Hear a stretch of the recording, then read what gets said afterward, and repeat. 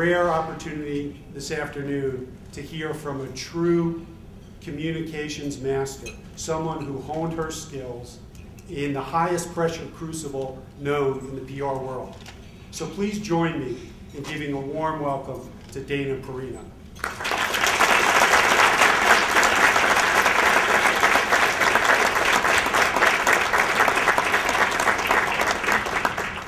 Thank you so much. I always say that it's a little disconcerting for me when I step to a podium and get applause, because every day for 2 years, that is certainly not the welcome that I got.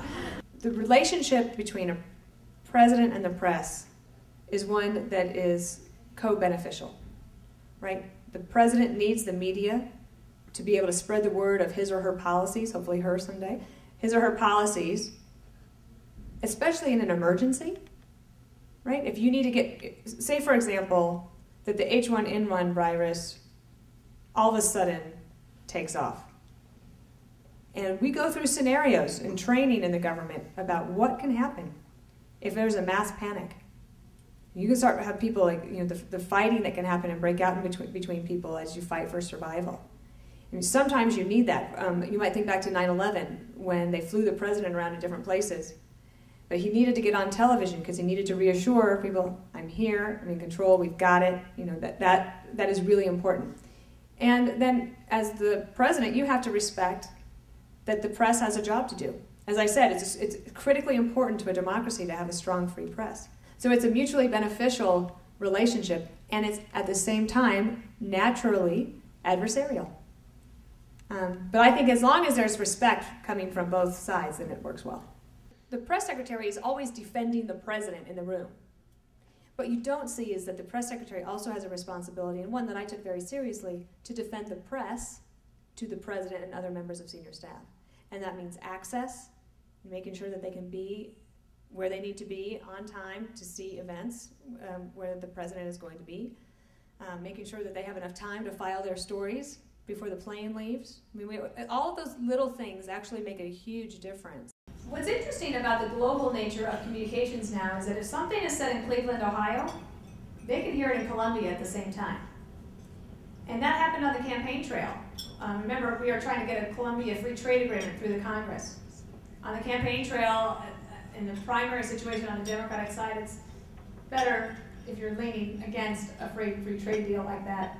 And Hillary Clinton and Barack Obama both at different times said something about that. And usually if you're in a Cleveland town hall, like, who's going to pick it up, right? But the Columbians heard about it right away. And there was a huge hubbub. So there is a social media component of our White House. We did as much as we could. This White House is trying to do it. There's not really a lot of money. So then they're using the DNC, which I don't know if that's appropriate. I guess the lawyers have looked at it and thought that it was okay, but that's going to be a problem. I mean, how many of you, I'm imagining that your communication shops haven't grown in the last 10 years.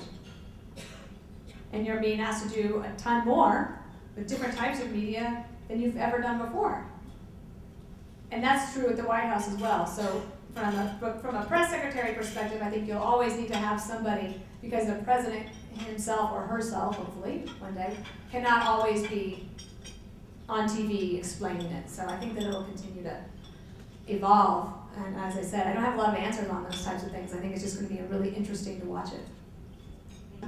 Marlon Fitzwater told me that in your post-White House life, your transition is difficult because you're not really sure what you're going to do. You're going from 180 miles an hour and traveling on Air Force One to 0. And that's one of the reasons I went to Africa to volunteer, because I needed a moment to get my bearings. And that gave me a lot of perspective as well, and a chance to also see what the good work that America is doing in some places. But no, I don't have aspirations to run for any office. Besides, I live in D.C., and I'm pretty sure I would never get elected in D.C.